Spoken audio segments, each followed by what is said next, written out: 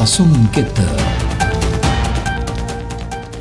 නයෝමි බෙත්ලෙහෙම අතහැරලා මොවබ් වලට ගියේ සාගතයෙන් තමුන්ගේ පවුල ආරක්ෂා කරගන්නයි. ඇය හීනකින්වත් හිතන්න නැතුව ඇති ඇයගේ මුළු පවුලම මොවබ් වල වලලන් වෙයි කියලා. තීරණය ගත්ත අලුත ඇයට తాවකාලික ජයග්‍රහණ රැසක්ම ලැබුණා.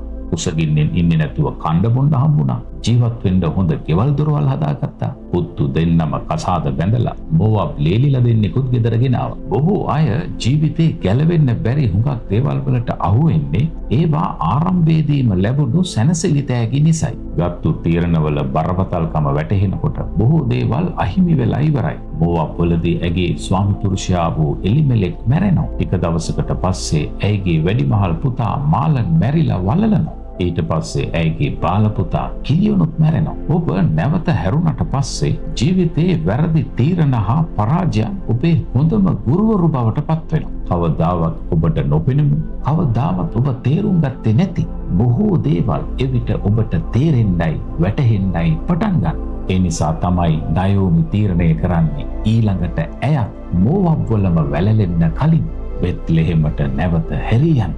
ගොඩක් අයට වෙච්ච වැරද්ද ඔවුන් වැටුණු එක නෙවෙයි, ඔවුන් වැටුණු තැනින් නැගිටින්න තීරණය කරපු නැති නිසායි. බෙත්ලෙහෙම කියන වචනේ තේරුම රොටි ඇති නිවස කියන එකයි.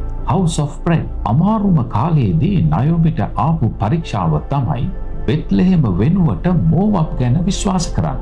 දින 40ක නිරාහාරයෙන් පස්සේ යේසුස් වහන්සේට බඩගිනි වුණා. සාතන් ඇවිල්ලා කියනවා මේ ගල් රොටි වෙන්න අන කරන්න කියලා. කානා නුවරදී වතුර වයින් වෙන්න අන කරපු යේසුස් වහන්සේ එදා ගල් රොටි වෙන්න අන කලේ නැහැ.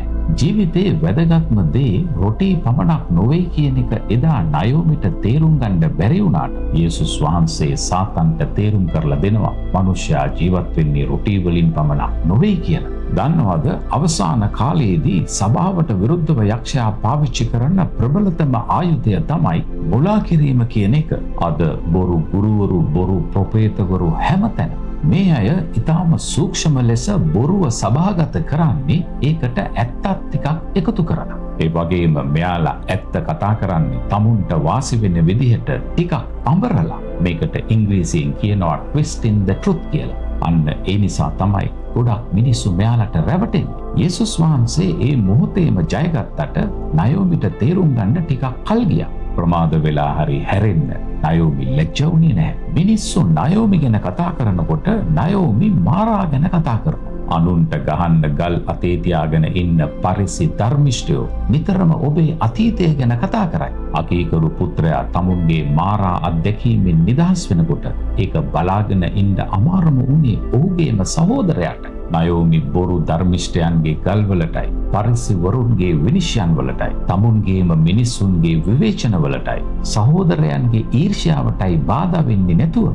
මොවබ් අතහැරලා බෙත්ලෙහෙමට එන්න තීරණය කරනවා. අද සභාවල ඉන්න බොහෝ අයට ඩුවල් සිටිසන්, එහෙමත් නැත්නම් ද්විත්ව පුරවැසි භාවය තියෙනවා. ටික කලක් සභාවේ ඉන්නවා, උන්නු ගමන් ලෝකෙත් ඉන්නවා. මාස 6ක් බෙත්ලෙහෙම, මාස 6ක් මොවබ් වල. වින්ටර් එකට මෙහෙ, සමර් එකට එහෙ. ඉරිදට ක්‍රිස්ටියන්, සඳුදට බැස්ටියන්, අඟහරුවාදට බැප්ටිස්ට්, බදාදට බුද්දිස්ට්. පල්ලිය මංගල්‍ය කාලෙට කතෝලික, වෙසක් එකටයි පොසොන් එකටයි ඒගොල්ලෝ බෞද්ධ. කෝවිලේ උත්සවයේ තියෙන කාලෙට හින්දු.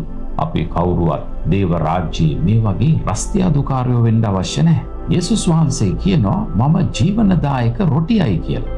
ජීවනදායක පූපය නම් වූ උන්වහන්සේ ඉපදුනේ රොටි ඇති නිවස නම් අර්ථය ඇති බෙත්ලෙහෙම තුලයි. මතක තබා ගන්න. තීරණය ඔබ කවදා හරි වැළලිලාම යනතුරු මොවබ් වල ඉන්න එපා. දෙවියන් වහන්සේ අනුමත නොකරන ගල් රොටි වෙනතුරු බලාගෙන ඉන්න එපා.